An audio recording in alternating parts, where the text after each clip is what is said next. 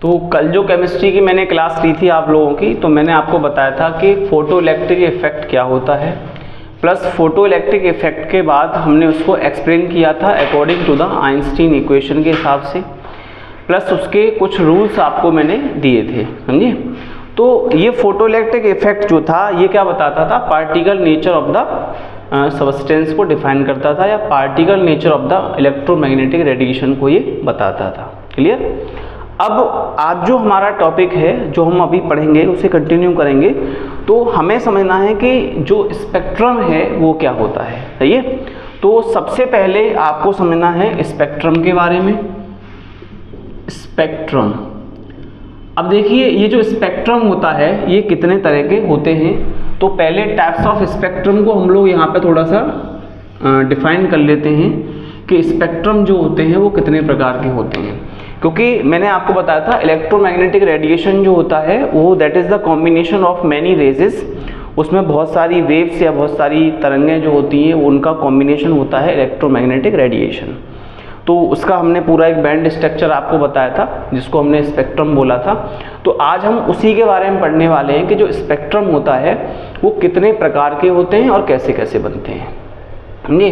तो इसमें देखिए जो पहला स्पेक्ट्रम होगा उसको हमने नाम दिया हुआ है कंटिन्यूअस स्पेक्ट्रम। तो पहला है हमारा कंटिन्यूअस स्पेक्ट्रम। इसके बाद दूसरा देखेंगे that is known as the discontinuous, तो उसको हम लोग कहेंगे डिसकंटिन्यूअस स्पेक्ट्रम। इसके बाद आपका लाइन स्पेक्ट्रम आएगा एंड बैंड स्पेक्ट्रम आएगा। उसके बाद आप देखेंगे तो एक आता है एमिशन स्पेक्ट्रम, एक आएगा एब्जॉर्प्शन स्पेक्ट्रम, और एक होता है आपका atomic spectrum and molecular spectrum. तो अब देखिए इतने तरह के आपके स्पेक्ट्रम होते हैं। अब ये सारे स्पेक्ट्रम को आपको तरीके समझना, शॉर्टकट तरीके से मैं आपको समझाता हूँ। तो आप लोगों ने 9th और 10th क्लास में पढ़ा होगा कि जब किसी लाइट को या लाइट रे को हम किसी प्रिज्म से पास आउट करते हैं तो वो 7 कलर्स के बैंड में टूट जाती है, जिनको विविग्योर तरीके से हमको अरेंज करना होता है। क्लियर। तो उस तरह का जो स्पेक्ट्रम हमें मिलता है, जो बैंड के रूप में मिलता है, या कह सकते हो कि जो कलर बैंड के रूप में आपको दिखाई देता है जस्ट लाइक रेनबो की तरह से, तो उसको हम कंटिन्यूअस स्पेक्ट्रम कह देते हैं। क्लियर। तो कंटिन्यूअस स्पेक्ट्रम आपको कब मिलेगा, तो इस चीज को थोड़ा सा आपको ध्यान देके चलना है। कंटिन्यूअस स्पेक्ट्रम आपको तब मिलेगा जब व्हाइट लाइट को किसी प्रिज्म के ऊपर इंसिडेंट करेंगे और उसके बाद जब वो लाइट जो होगी वो 7 कलर्स के बैंड में इस तरह से टूट जाएगी, जिसको हम लोग विविग्योर कह देते हैं। तो आपको यहाँ से क्या मिल जाएगा, कंटिन्यूअस स्पेक्ट्रम मिल जाएगा। तो कंटिन्यूअस स्पेक्ट्रम का एक वेल नोन एग्जांपल आप समझ सकते हो दैट इज द रेनबो। ये तो रेनबो की जो पट्टियां आपको नजर आती हैं वो कंटिन्यूअस स्पेक्ट्रम का एग्जांपल हो गया। अब मान के चलो डिसकंटिन्यूअस स्पेक्ट्रम कैसे बनता है। अगर इसमें से कुछ कलर बैंड गायब हो जाते हैं, जैसे विविग्योर में से मान चलो आपको V मिला, V, G और O और R, इस तरह से आप देखा, तो इसमें से कुछ कलर बैंड जो है बीच में से गायब हो गए हैं, इसका मतलब है उसको डिसकंटिन्यूअस स्पेक्ट्रम कह देंगे। समझे, समझ में आ गया होगा। अब हम बात करते हैं कि हमें लाइन स्पेक्ट्रम किस तरह से मिलेगा। तो लाइन स्पेक्ट्रम के लिए यहाँ पे क्या होता है, इसमें थोड़ा सा इलेक्ट्रॉनिक ट्रांजिशन होता है, तब जाके आपको लाइन स्पेक्ट्रम मिल जाता है। अब आप कहेंगे कि ये इलेक्ट्रॉनिक ट्रांजिशन क्या होता है। तो देखिए जितने भी एटम होते हैं उनके अंदर जो इलेक्ट्रॉन्स होते हैं वो अपनी ग्राउंड स्टेट में पाए जाते हैं। जैसे ही इलेक्ट्रॉन को एनर्जी मिल जाती है तो वो एक हायर एनर्जी लेवल में चला जाएगा, वहाँ जंप कर जाएगा। फिर जब वो जंप कर जाएगा उसके बाद देखेंगे कि वहाँ पे जो एनर्जी उसने एब्जॉर्व की है उस एनर्जी को वो अगर एमिट करता है, समझे, तो आपको इस फॉर्मेट को हम लोग क्या कहेंगे, that is known as the electronic transition. उसको इलेक्ट्रॉनिक ट्रांजिशन कहते हैं। ये आप इसको इन शॉर्ट ऐसे समझ लीजिए कि अगर कोई इलेक्ट्रॉन एक एनर्जी लेवल से दूसरे एनर्जी लेवल में जंप लगा रहा है तो उसको इलेक्ट्रॉनिक ट्रांजिशन कहते हैं। तो इलेक्ट्रॉनिक ट्रांजिशन के दौरान आपको एक पतली सी लाइन नजर आएगी, that is known as the line spectrum, उसको लाइन स्पेक्ट्रम कह देंगे। ठीक है। अब बैंड स्पेक्ट्रम क्या होता है, जब बहुत सारे लाइन स्पेक्ट्रम आपस में कंबाइंड हो जाते हैं then we obtain the band spectrum, तो आपको बैंड स्पेक्ट्रम नजर आएगा। जैसे फॉर एग्जांपल मान के चलिए जैसे मेरे पास ये पेन है, आप इसको एक पतली सी लाइन मान लीजिए जो इलेक्ट्रॉनिक ट्रांजिशन से मिली है, तो इसको हम लाइन स्पेक्ट्रम कह सकते हैं। अब ये 3 पेन मेरे पास हैं, इनको ऐसे करके हम जोड़ देते हैं तो ये आपको देखो बैंड नजर आ रहा होगा, this is known as the band spectrum, इसको बैंड स्पेक्ट्रम कह देते हैं। सही है। अब हम समझेंगे एमिशन स्पेक्ट्रम क्या होता है और एब्जॉर्प्शन स्पेक्ट्रम क्या होता है। तो आपने देखा होगा जब कोई चीज़ को जलाया जाता है, किसी भी सब्सटेंस को आप जला दीजिए या किसी भी सब्सटेंस को जब आप बहुत ज़्यादा मात्रा में हीट कर रहे होते हैं, उसको ज़्यादा मात्रा में एनर्जी दे रहे होते हैं, तो आपने देखा होगा उसमें से कुछ रेडिएशंस जो हैं वो निकलना शुरू हो जाते हैं after some time, then such radiations are known as the emission spectrum, उसको एमिशन स्पेक्ट्रम कहा जाता है। जैसे आप लोगों के घरों में जो बल्ब लगा हुआ है, अगर बल्ब से रोशनी आ रही है that is the example of emission spectrum, या मैं इस कमरे में पढ़ा रहा हूं आपको तो आपने देखा यहाँ पे रोशनी आपको दिखाई दे रही होगी, that is known as the emission spectrum. इसके अलावा जैसे लोहे की कोई चीज़ है उसको हम गर्म कर रहे हैं तो आपने देखा होगा उसका कलर जो है वो चेंज होता चला जाता है और लास्ट मोमेंट पे उसका ब्लू कलर हो जाएगा, तो जो ब्लू कलर हो जाएगा that is the emission spectrum, या बीच में रेड कलर होगा that is the emission spectrum, यानी all colours are the example of emission spectrum. Clear. अब हम बात करते हैं एब्जॉर्प्शन स्पेक्ट्रम की। तो ये एब्जॉर्प्शन स्पेक्ट्रम क्या होता है कि जब कभी एमिशन स्पेक्ट्रम का बैंड आपको मिल रहा होता है तो उस बैंड के अंदर कुछ सेक्शन में अगर आपको डार्क पैचेस नजर आ रहे हैं तो इसका मतलब है कि वहाँ पे किसी डेफिनेट वेवलेंथ की जो रेडिएशन है उसको वहाँ पे एब्जॉर्ब कर लिया गया है, तो वो जो डार्क बैंड आपको मिलेंगे these are known as the absorption spectrum, उसको एब्जॉर्प्शन स्पेक्ट्रम कहेंगे। समझ में आ रहा है। अब हम बात करते हैं एटॉमिक स्पेक्ट्रम की। तो एटॉमिक स्पेक्ट्रम में अगर मैं बात करूं सबसे सिंपलेस्ट जो एटम होता है वो हाइड्रोजन का होता है। तो हाइड्रोजन एटम सबसे सिंपलेस्ट इसलिए माना गया है क्योंकि उसके अंदर सिंगल इलेक्ट्रॉन होता है। तो अगर हम उस सिंगल इलेक्ट्रॉन के अंदर इलेक्ट्रॉनिक ट्रांजिशन जब करेंगे यानी उसको एनर्जी देंगे, इलेक्ट्रॉनिक ट्रांजिशन होगा तो वहाँ पे जो आपको स्पेक्ट्रम मिलेगा that is known as the atomic spectrum, आप उसको कह सकते हैं। सही है। या इन शॉर्ट हम इसको ऐसे समझ सकते हैं, when the atom of hydrogen absorb heat from the external environment or any other sources, then the single electron present in the hydrogen atom jumps from the lower energy level to the higher energy level, and the obtained spectrum is known as the atomic spectrum। समझ में आ रहा है। अब बात आती है molecular spectrum की। तो मॉलिक्यूलर स्पेक्ट्रम कब मिलेगा, जैसे कोई सब्सटेंस है और उसमें सारी चीज़ें मॉलिक्यूलर कंडीशन में, जैसे फॉर एग्जांपल अगर मैं बात करता हूँ अपने जो एयर है जिसको मिक्सचर हम लोग कह सकते हैं, होमोजीनियस मिक्सचर, तो एयर के अंदर ऑक्सीजन है, कार्बन डाइऑक्साइड है, सल्फर डाइऑक्साइड है, they are so many gases are present in the air. Clear. And these all gases are in the molecular form, तो ये मॉलिक्यूलर फॉर्म में होती हैं। तो यहाँ पे आपको जो स्पेक्ट्रम मिल रहा है that is known as the molecular spectrum, इसको हम कह सकते हैं। ये अब यहाँ से थोड़ी सी एक थ्योरी हमारे सामने आती है कि ये जो स्पेक्ट्रम है इसका हमारी लाइफ में क्या यूज़ है। तो हालांकि ये थोड़ा एक फिजिक्स का क्वेश्चन भी है और एक केमिस्ट्री का भी हम इसको कह सकते हैं। अगर आप फिजिकल लेवल पे देखेंगे तो ये आप फिजिक्स का एक क्वेश्चन अराइज हो जाएगा, और अगर आप केमिकल लेवल पे देखेंगे तो ये केमिस्ट्री हो जाएगी। नहीं, जैसे फॉर एग्जांपल अगर मैं आपसे कहता हूँ कि सोने का रंग जो है पीले रंग का ही क्यों है, अगर मैं आपसे कहता हूँ कि सिल्वर या चांदी का कलर जो है वो एकदम वाइट ही क्यों है, अगर मैं आपसे कहता हूँ कि लोहे का जो कलर है वो मटमैले टाइप का ही क्यों है, जी। तो जितनी सारी मेटल्स को आप लोग देखते हो, आपने देखा भी होगा क्योंकि आप सब सामाजिक प्राणी हैं हम लोग, तो मेटल जैसे फॉर एग्जांपल मेरे हाथ में ये एक कॉपर का छल्ला लगा हुआ है, तो आप इसका कलर देख सकते हो दैट इज़ ब्राउन कलर, ठीक है। तो इस तरह के कलर्स ही इनमें क्यों हैं, समझिए। तो आप ये ना समझें कि that is the magic, that is the effect of spectrum, समझिए। ये क्या है, इन स्पेक्ट्रम का ही इफेक्ट है, समझिए। क्योंकि अगर आपने स्पेक्ट्रम पढ़ लिया तो केमिस्ट्री के अंदर जितने सारे एलिमेंट्स होते हैं आप उनकी एक स्पेसिफिक कैरेक्टरिस्टिक प्रॉपर्टी को पढ़ सकते हो, समझिए। यहीं से फिर आपकी क्रिस्टलोग्राफी स्टार्ट होती है जिसको जेमोलॉजी बोलते हैं। जेमोलॉजी में आपने देखा होगा जैसे डायमंड है, ग्रेफाइट है, रूबी है, पर्ल है, तो इन सारी चीज़ों को हम लोग इतना कॉस्टली क्यों बेच पाते हैं, उसके पीछे कारण क्या है, दैट इज द स्पेक्ट्रम। समझ में आ रहा है। क्योंकि कॉस्ट जो होती है वो पत्थर की कॉस्ट नहीं है, that is the cost of combination, that is the cost of its constitution, कि वो किस तरह के कंपोनेंट से मिलकर के बना हुआ है, समझे। तो उसकी कॉस्ट हम लोग देते हैं। समझ में आ रहा होगा आपको कि हम लोग इसको क्यों पढ़ रहे हैं, समझे।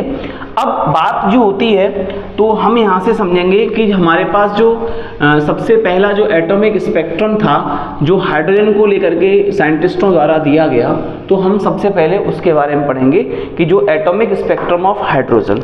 तो हमारा जो नेक्स्ट हेडिंग रहेगा that is known as the atomic spectrum of hydrogen atom. ये तो हाइड्रोजन एटम का जो एटॉमिक स्पेक्ट्रम था उसको किसने दिया और क्यों दिया, ये आपको यहाँ से समझना है। तो यहाँ पे देखिए हाइड्रोजन एटम जो होता है, मैंने अभी आपको पहले बताया था कि ये सबसे सिंपलेस्ट एटम होता है। तो यहाँ पे लिख सकते हैं hydrogen atom is very simplest atom and contain one electron, नहीं, और इसके अंदर एक इलेक्ट्रॉन पाया जाता है, क्योंकि सबसे सिंपल एटम हाइड्रोजन को ही माना गया है। सबसे हल्का अगर कोई तत्व है तो वो क्या है, आपका हाइड्रोजन है, सही है। तो अब ये जो सबसे सिंपलेस्ट फॉर्म में है, तो इसका मतलब यहाँ पे आपको थोड़ा सा देखना पड़ेगा। सो जितने भी साइंटिस्ट थे उन्होंने जब स्पेक्ट्रम की स्टडी की तो उन्होंने सबसे पहले किसको प्रीफर किया, तो वो इन्होंने प्रीफर किया किसको, हाइड्रोजन एटम को, नहीं है। सो यहाँ लिख देंगे, so the scientist prefer H atom for the study of atomic spectrum। तो अब हम यहाँ से एटॉमिक स्पेक्ट्रम के बारे में पढ़ने जा रहे हैं कि ये एटॉमिक स्पेक्ट्रम जो है वो क्या होता है। तो इसमें जो साइंटिस्ट थे जब उन्होंने इसकी स्टडी की, तो मैं आपको बता दूं, उन्होंने ये पाया कि जो एटॉमिक स्पेक्ट्रम से हमें जो लाइनिंग्स मिल रही हैं, समझिए, या इसका जो एटॉमिक स्पेक्ट्रम होता है दैट कंस्टिट्यूट कह सकते हो कि इन मैनी लाइन्स, ये या that contain with many lines. तो आप ऐसे लिख सकते हो यहाँ पे, द एटॉमिक स्पेक्ट्रम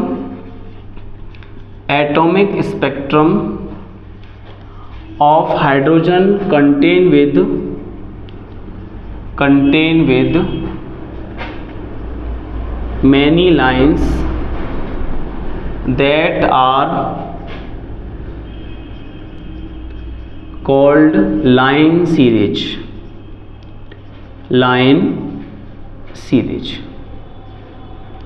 इनको कहा गया लाइन सीरीज कहा गया, क्योंकि देखो मैंने आपको पहले बताया एक वैज्ञानिक कुछ नहीं कर सकता, इसमें बहुत सारे वैज्ञानिकों की कह सकते हो कि अपना डेडिकेशन उन लोगों का रहा है।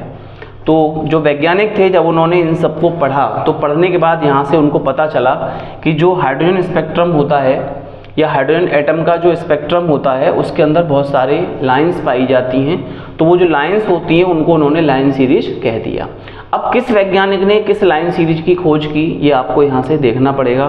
तो हम इसको ऐसे मान लेते हैं कि इनमें लाइन सीरीज जो थी वो कौन कौन सी थी।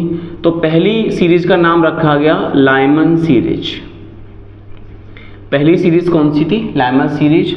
दूसरी सीरीज को रखा गया बामर सीरीज। तीसरी सीरीज को बोला गया लाइमन बामर पाश्चन सीरीज।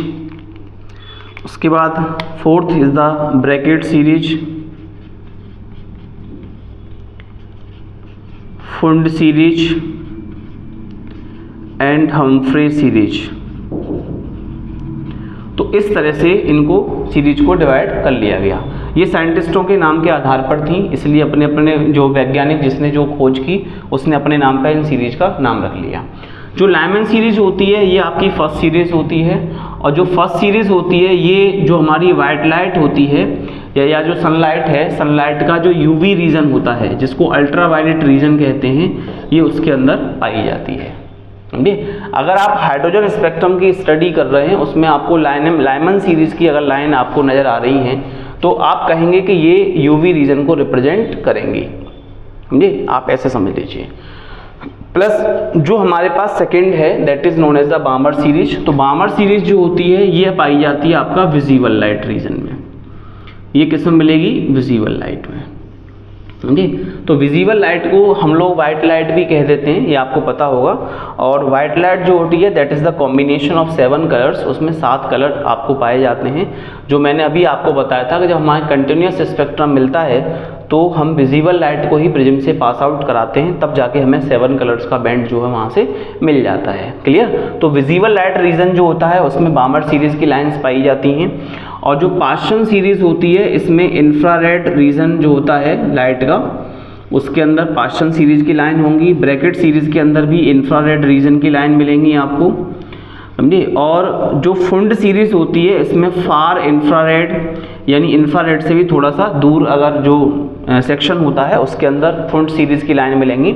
और जो हम्फ्री सीरीज होती है इसके अंदर फार इंफ्रारेड रीजन की लाइंस मिलती हैं, समझिए। तो आपको समझ में आ गया होगा कि हम हाइड्रोजन स्पेक्ट्रम को क्यों पढ़ रहे हैं, क्योंकि हाइड्रोजन एटम पर जब जो सनलाइट का एक्सपेरिमेंट किया गया, या सनलाइट के, क्योंकि सन जो है, हाँ सॉरी अभी थोड़ा सा मैं इसको और बता देता हूँ, क्योंकि आपको पता होना चाहिए जो सन है ना उसका जो पूरा एनवायरनमेंट है या उसके अंदर जो केमिकल कंपोजिशन है वो पूरी तरह से हाइड्रोजन एटम का ही बना हुआ है, समझ में। तो इसलिए हम लोग हाइड्रोजन को देख रहे हैं। यानी आप ये कह सकते हो कि the sun contain with the hydrogen atom या हाइड्रोजन गैसेस। और उन हाइड्रोजन गैसेस के अंदर जब न्यूक्लियर फ्यूजन रिएक्शंस होती हैं तब जाके हमें वहाँ से जो रेडिएशन, जिसको हम इलेक्ट्रोमैग्नेटिक रेडिएशन कहते हैं, वो वहाँ से जनरेट होती है। और वो रेडिएशन स्पेस से होती हुई हमारी अर्थ तक आती है। और जब हम देखते हैं, जैसे फॉर एग्जांपल अभी मैं आपको यहाँ समझा देता हूँ, जैसे ये सन है तो और ये हमारी अर्थ है, समझिए। तो अर्थ के चारों तरफ आपको पता है एक इन्वायरमेंट है इस तरह से, और इसके बाहर एक लेयर है जिसको हम लोग कह देते हैं ओजोन लेयर, O3 लेयर। ये तो सन से 3 तरह की रेडिएशन अर्थ तक आती हैं, जिसमें यूवी जो होती है उसको ओजोन जो है वो एब्जॉर्ब कर लेती है। बाकी इंफ्रारेड और विजिबल, ये 2 तरह की जो लाइट होती है वो अर्थ तक पहुंच जाती है, समझे। ये ओजोन जो है वो यूवी को क्या कर लेगी। अब बहुत सारे लोग कहते हैं यूवी को ऑब्जर्व कर लेती, यानी यूवी उसको, सॉरी ओजोन जो लेयर है वो अल्ट्रावायलेट रेज इसको एब्जॉर्ब कर लेती है। ऐसा नहीं होता, मैं आपको बता दूं, जो ओजोन होती है ना, ओजोन की जो लेयर है उसका क्या होता है, ओजोन जो गैस है उसका डिकम्पोजिशन हो जाता है अल्ट्रावायलेट रेज की प्रेजेंस में, समझ रहे हो। तो उसको फोटो डिकम्पोजिशन भी हम कह सकते हैं, वहाँ से ऑक्सीजन बन जाती है, समझिए। तो इसलिए हमने देखा होगा कि ओजोन का बहुत ज़्यादा इंपॉर्टेंस है, क्योंकि अगर ये अल्ट्रावायलेट रेज हमारे पास लगातार आती रहेंगी then it causes so many types of diseases and genetic changes in the living things. Clear? तो आपको यहाँ तक क्लियर हो गया होगा कि ये किस किस तरह से हमें यहाँ पे देखने के लिए मिलता है, समझिए। अब जो हमारा सबसे बड़ी चीज़ होती है कि ये जो सीरीज़ होती हैं, इन सीरीज को हम कैसे स्टडी कर सकते हैं। तो उसके लिए यहाँ पे आपको थोड़ा सा देखना पड़ेगा डिटेल में। तो मैं हाइड्रोजन एटम को अलग अलग लाइंस के अंदर इसको सेक्शनाइज कर देता हूँ ताकि आपको इजीली समझ में आ जाए, सही है। तो हम देखते हैं कि हमने यहाँ पे इस तरह से ये लाइंस बना रखी हैं। अब देखिए ये जो लाइन मैंने बना रखी है इनको एनर्जी लेवल कहा था बोर ने जी, लेकिन बोर से पहले क्योंकि ये सारी चीज़ें थी, तो ये हाइड्रोजन हमारे पास एटम है, इसके चारों तरफ हमने ये लाइंस बना रखी हैं। कोई लाइन स्पेक्ट्रम की हम स्टडी कर रहे हैं, तो हमारी फर्स्ट लाइन को first energy level n = 2, n = 3, n = 4, n = 5, n = 6 and n = 7, इस तरह से हमने ले लिया है। तो हम देखेंगे कि अगर हाइड्रोजन स्पेक्ट्रम के अंदर कोई भी इलेक्ट्रॉन अगर सेकंड से फर्स्ट में आ रहा है या थर्ड से फर्स्ट में आ रहा है या फोर्थ से फर्स्ट में आ रहा है इस तरह से, तो ये जो इलेक्ट्रॉन्स अगर इस तरह से आ रहे हैं, तो जो फर्स्ट एनर्जी लेवल में अगर इलेक्ट्रॉन जंप करके आ रहे हैं, तो ये जो सीरीज मिलेगी आपको लाइन की, this is known as the Lyman series. इसको हम लोग क्या कहेंगे, लाइमन सीरीज कह देंगे। समझ में आ रहा है? और ये कहाँ मिलेगी आपको, यूवी रीजन के अंदर मिलेगी। अगर मान के चलिए कि कोई इलेक्ट्रॉन जंप करके सेकेंड एनर्जी लेवल पे इस तरह से आ रहा है, समझे।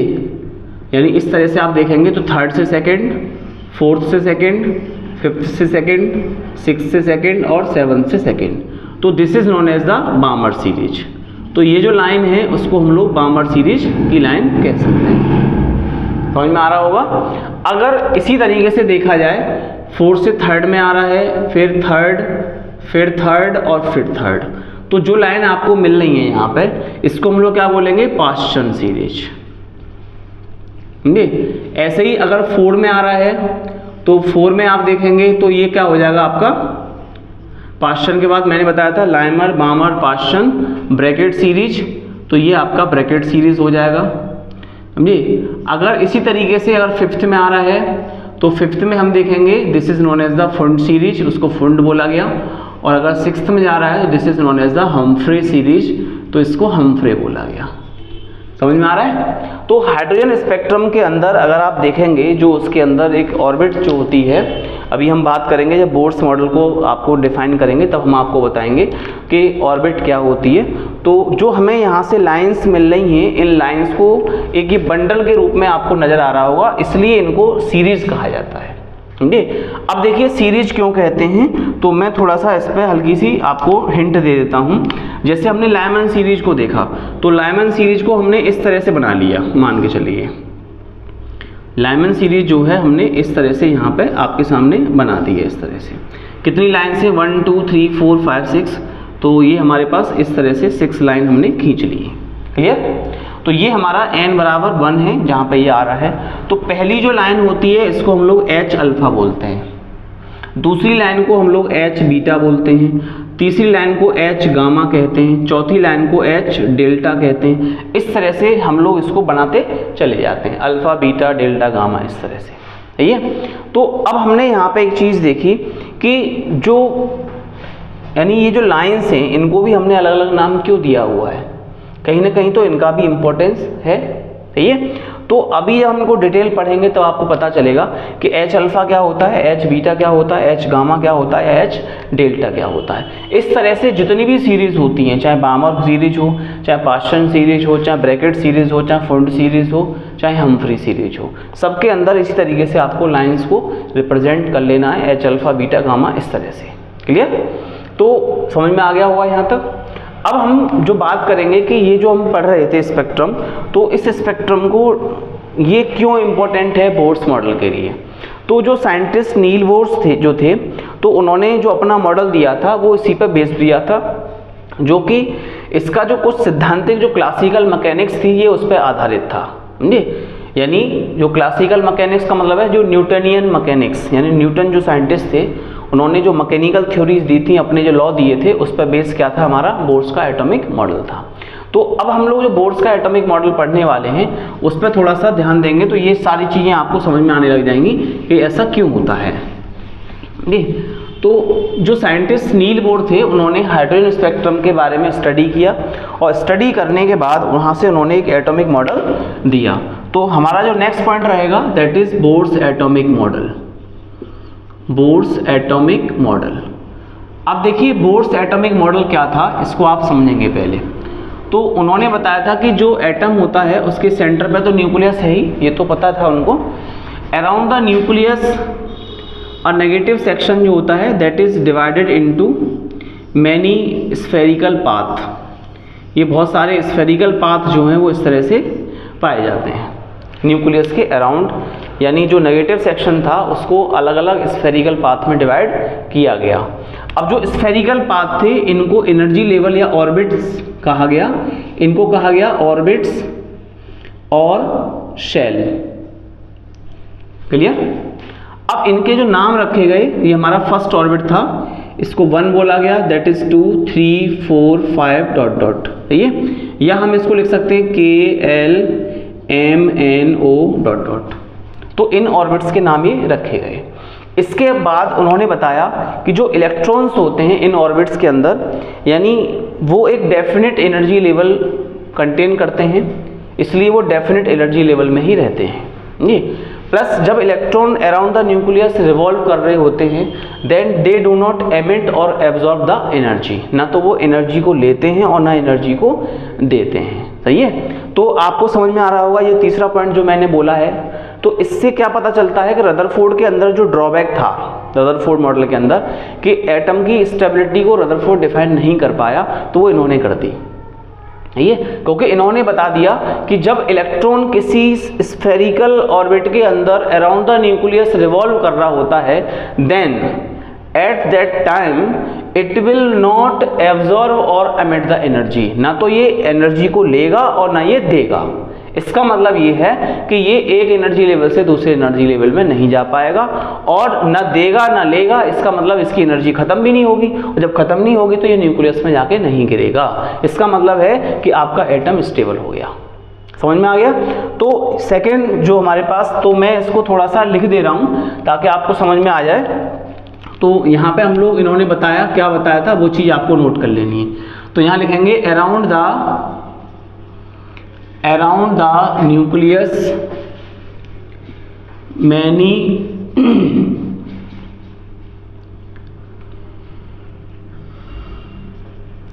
around the nucleus many spherical path are present that are called orbit और shell। क्लियर? फिर यहाँ लिखेंगे each orbit has fixed amount of energy, यानी जितने भी ऑर्बिट्स होते हैं उनके अंदर फिक्स अमाउंट ऑफ एनर्जी होता है।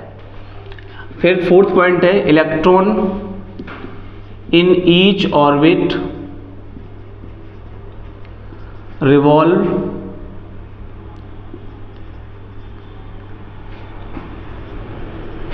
Revolve around the nucleus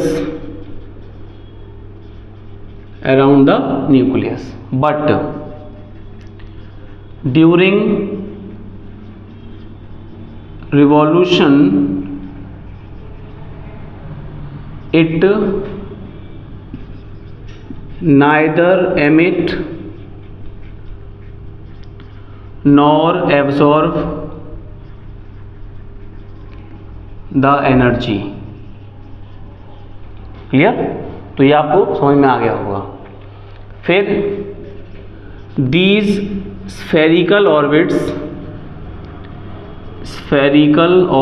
are denoted as 1 2 3 ... और K L M N ... समझ में आ रहा है? यानी इन ऑर्बिट्स को इस तरह से डिनोट किया गया। अब जो नेक्स्ट पॉइंट था, इन्होंने वो क्या बताया, ईच ऑर्बिट हैज, सॉरी यहां लिखेंगे आगे, the electrons in these orbits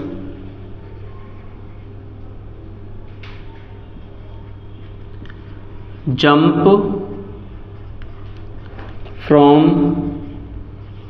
one shell or energy level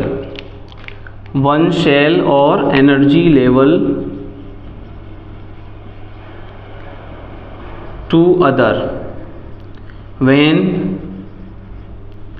they absorb energy. Clear? अगर वो एनर्जी को एब्जॉर्ब कर लेंगे तो एक ऑर्बिट से दूसरे ऑर्बिट में चले जाएंगे, या फिर कह सकते हो लोअर एनर्जी से वो हाई एनर्जी लेवल में चले जाएंगे जब वो एब्जॉर्ब कर लेंगे। But when electron jumps from higher to lower energy level, they emit the energy in the form of radiation, in the form of radiation. Clear?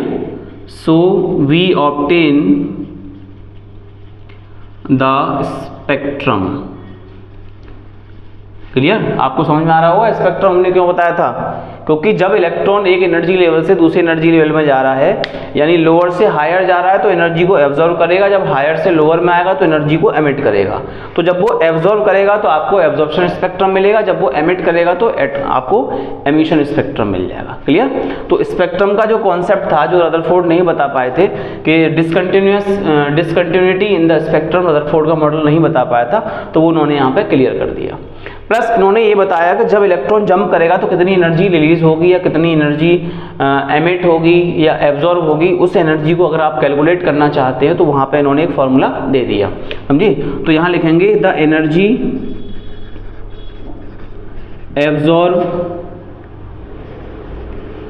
Absorb और emit is calculated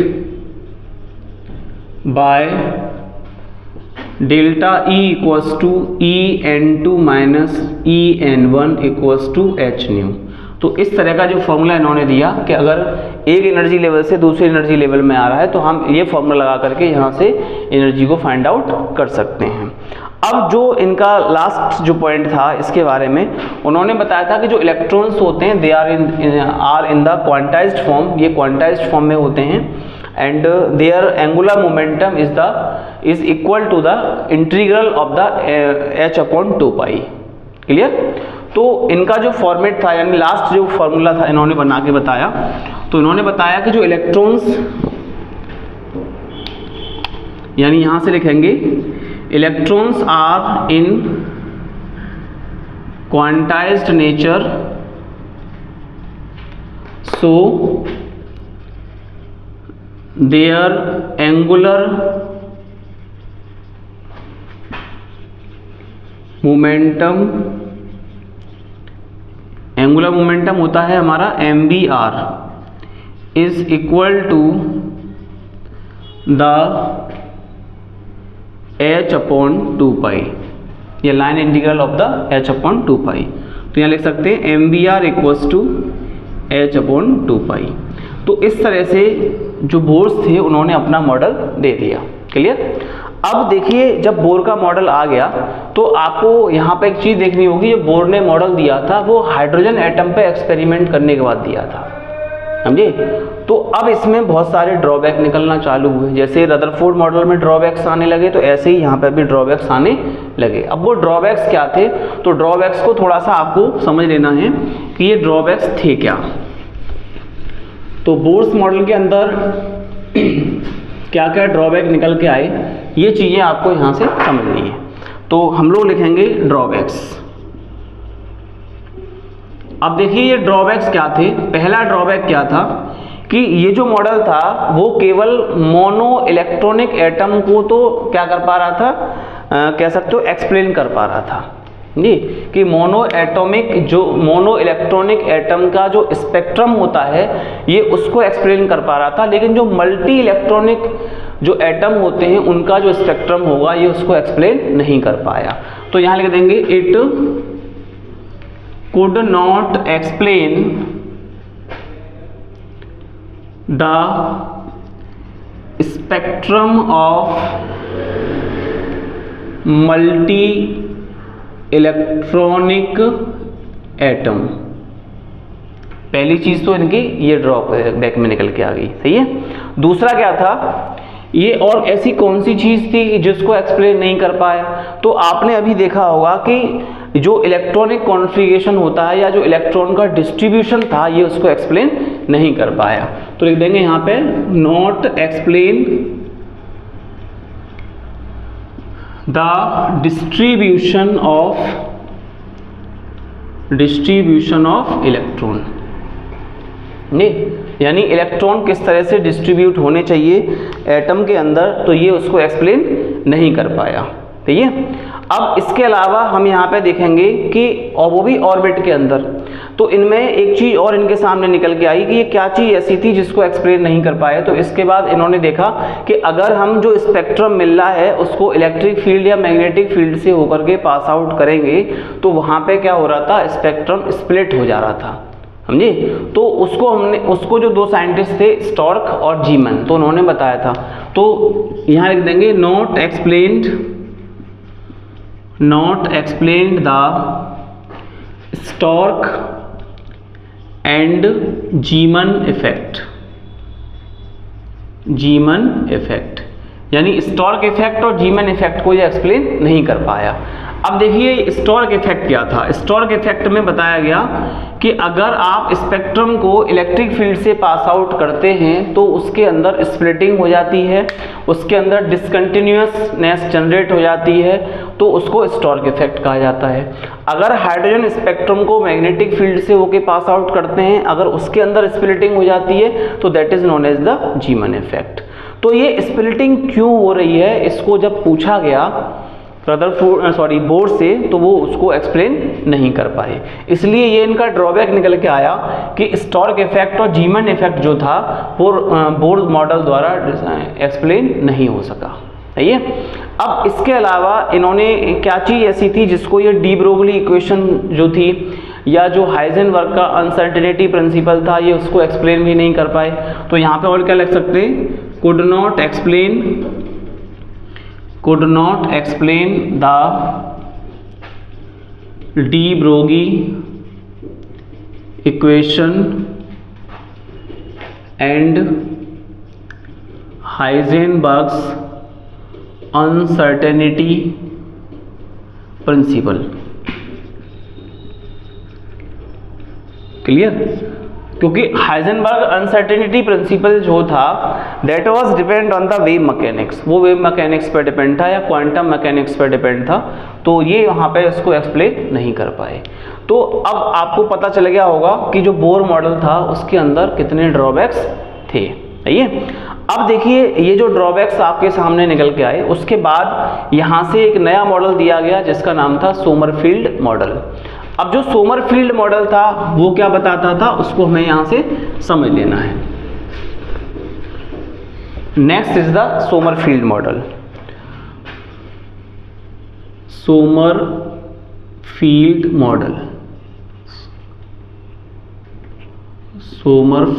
model, clear. तो देखिए अब थोड़ा सा हम इसको यहाँ पे इसके बारे में बताएंगे। सोमरफेल्ड जो मॉडल था उन्होंने क्या चीज़ बताई, उन्होंने बताया कि जो ऑर्बिट्स पाई जाती हैं अराउंड द न्यूक्लियस, उनके अंदर भी कुछ लाइनिंग्स होती हैं जिनको सबलाइन या सबशेल कहा जाता है, सही है। तो इसका पहला जो पोस्टुलेट था वो क्या था, each orbit contain some lines called subshell, यानी जितनी भी ऑर्बिट्स होती हैं, जितनी शेल होती हैं, उनके अंदर कुछ लाइंस पाई जाती हैं, इन्हें सबशेल कह देते हैं, क्लियर। दूसरा इन्होंने क्या बताया, जैसे बोर ने कहा था कि जो ऑर्बिट्स होती हैं these are spherical in nature, लेकिन सोमरफील्ड बोले नहीं साहब ऐसा नहीं होता है, जो ऑर्बिट्स होती हैं वो स्फेरिकल नहीं होती हैं, वो इलिप्टिकल होती हैं। कारण ये है कि आपको पता होना चाहिए कि ऑर्बिट्स के अंदर इलेक्ट्रॉन्स पाए जाते हैं और इलेक्ट्रॉन्स पे न्यूक्लियस जो होता है वो अपना एक फोर्स लगाता है। तो जब इलेक्ट्रॉन्स पे न्यूक्लियस फोर्स लगाएगा तो उसकी वजह से जो ऑर्बिट की शेप होगी वो स्फेरिकल ना रह के कैसी हो जाएगी, यानी इलिप्टिकल हो जाएगी, क्लियर। तो इनका दूसरा जो पॉइंट था वो उन्होंने क्या बताया, assume that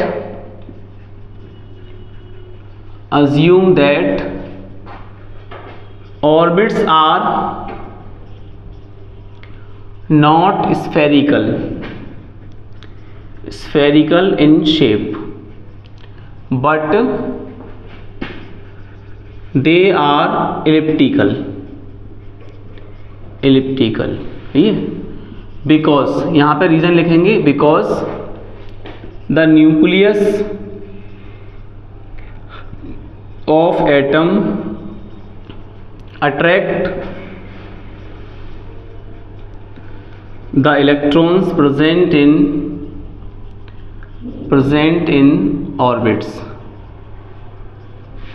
ये तो अब आपको यहां से समझ में आ गया होगा कि जो इलेक्ट्रॉन्स हैं वो स्फेरिकल पाथ पे मोशन ना करके इलिप्टिकल पाथ पे मोशन करते हैं। तो यहां से लिखेंगे द इलेक्ट्रॉन्स रिवॉल्व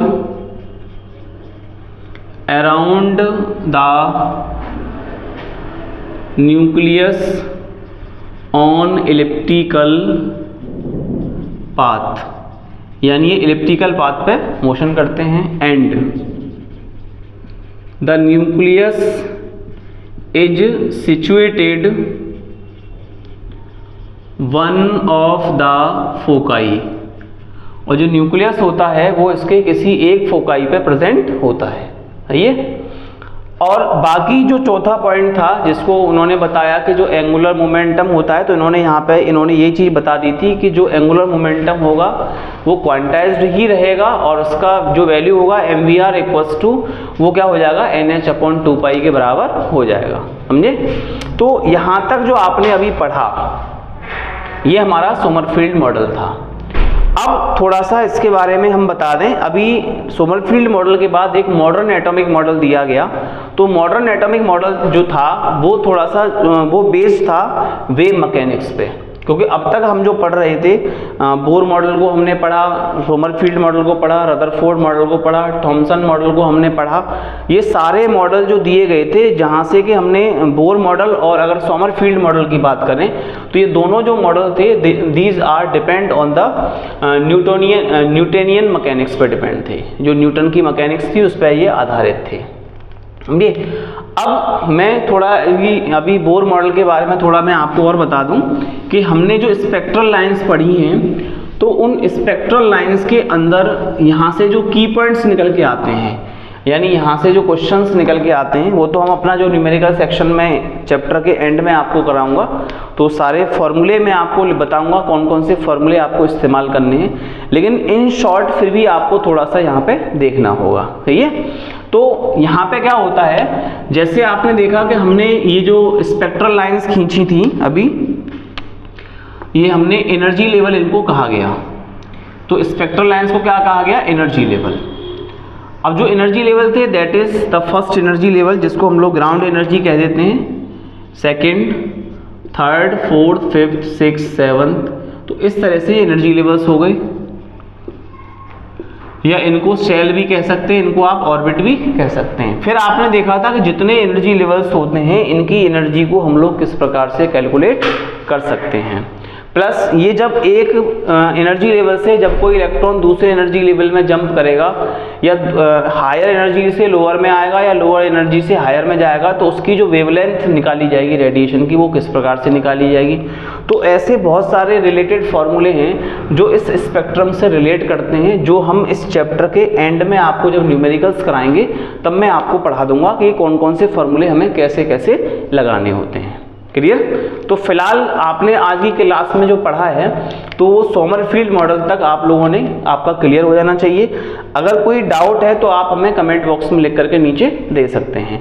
अब हमारी जो कल की क्लास रहने वाली है उसमें हम पढ़ाएंगे कि जो मॉडर्न एटॉमिक मॉडल था जो कि वेव मैकेनिक्स पर बेस्ड है वो किस प्रकार का था, उसको किस तरह से दिया गया। सही है? इसके अलावा इसमें थोड़ा शॉर्टकट मैं आपको बता दे रहा हूँ कि ये जो मॉडल था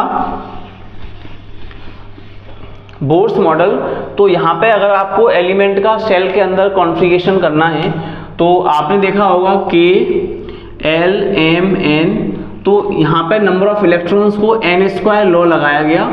तो n² लॉ के हिसाब से इन पे आपको लिखना है 2n² लॉ। तो देखिए 2n² लॉ में ये हमारा फर्स्ट एनर्जी लेवल है। फर्स्ट में अगर हम यहाँ पे 1 का स्क्वायर करेंगे तो 2 इलेक्ट्रॉन्स फर्स्ट एनर्जी में हो जाएंगे, that is 8 electron second energy में हो जाएंगे, और इसके बाद 18 थर्ड में, एंड 32 इलेक्ट्रॉन्स जो हो जाएंगे वो फोर्थ एनर्जी लेवल में हो जाएंगे।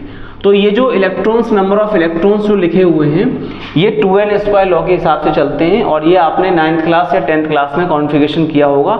इसको हम लोग कहते हैं electronic configuration of element in the shell, ये या इन द ऑर्बिट। क्लियर? तो कल की जो हमारी क्लास है वो मॉडर्न एटॉमिक मॉडल पर रहेगी। तो इतनी चीजें आज आपको क्लियर कर लेनी है। Okay, thank you.